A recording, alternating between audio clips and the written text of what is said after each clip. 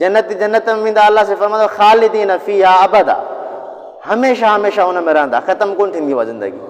ऐं उते जवान हूंदा, पौड़प बि कोन हूंदी, कुराड़प बि कोन हूंदी, ॿारप बि जेको नंढपण बि कोन हूंदो, जवान हूंदा सभु, उन जी ज़िंदगी कोन आहे। ईअं जेको होॾे हलाया विया जहन्नम में, उहे बि हमेशह चल ख़ालिदीन फ़ीहा हुन में रहंदा। उते जेको आहे उन्हनि खे अज़ाब ईंदा, तकलीफ़ूं ईंदियूं, ऐं जेको आहे कुटबा सटबा, पर मरंदा कोन, हमेशह लाइ पिया उहे सड़ंदा। उहा ज़िंदगी हमेशह जे लाइ।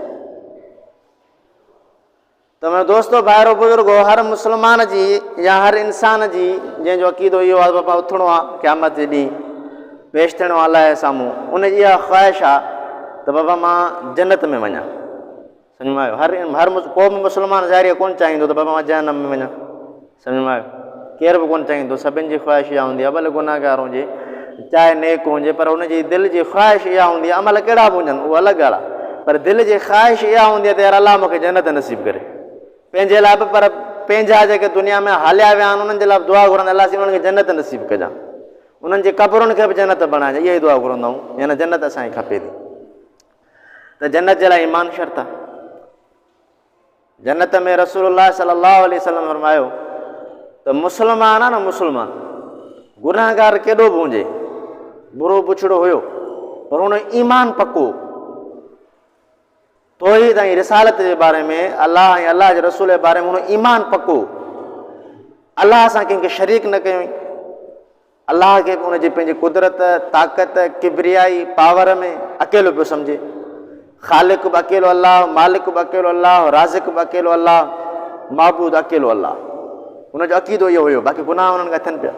ऐं रसूलुल्लाह सल्लल्लाहु अलैहि वसल्लम खे अलाह जो पैगम्बर बि मञे पियो, ऐं आख़िरी पैगम्बर बि मञे पियो, हुनजो अक़ीदो इहो पको। पोइ गुनाहगार हुयो, अलाह चाहेसि त गुनाहनि जी जेको आहे उन्हनि खे माफ़ी ॾेई करे बग़ैर सज़ा ॾियण जे जन्नत में मोकिले, त अलाह खां केरु पुछण वारो कोन्हे। न त वरी बि जेके हुनखे गुनाह थिया हुआ उन्हनि खे उहा सज़ा मिलंदी जहन्नम मां, आख़िरकार उहा सज़ा पूरी करे जेका मुक़ररु आहे। जीअं मिसाल अलाह साईं बयान रसूल सल्लल्लाहु अलैहि वसल्लम जा क़ुरान जी तालीमात में असांखे ख़बर पवे, बेनिमाज़ी हीअ सज़ा आहे, कूड़ ॻाल्हाइण जी हीअ सज़ा आहे, हराम खाइण जी हीअ सज़ा आहे, ज़िना करण जी हीअ सज़ा आहे, शराब पीअण जी हीअ सज़ा आहे। उहे जेके गुनाह जंहिंमें जेके हूंदा उहे पंहिंजे लछणनि जी जेको आहे सज़ा काटे, बिल आख़िर मुस्लमान हुजण जे करे सज़ा पूरी करे जन्नत में वेंदो। ईमान अथसि त जन्नत जे लाइ ईमान शर्त आहे। ऐं ईमान फरमायो वियो आहे अल ईमानु बैन अल ख़ौफ़ि वर रिजा। ईमान जेको आहे न, ईमान हे ॿ आङिरियूं इन्हनि ॿिनि आङिरियुनि जे विच में आहे। हिकिड़ी आङुर जो नालो ख़ौफ़ आहे, ॿिए जो उमीद आहे। सम्झ में आयो? ॻाल्हि जेका हाणे सम्झण वारी असुलु हाणे पई शुरू थिए। ईमान ॿिनि शयुनि जे विच में आहे।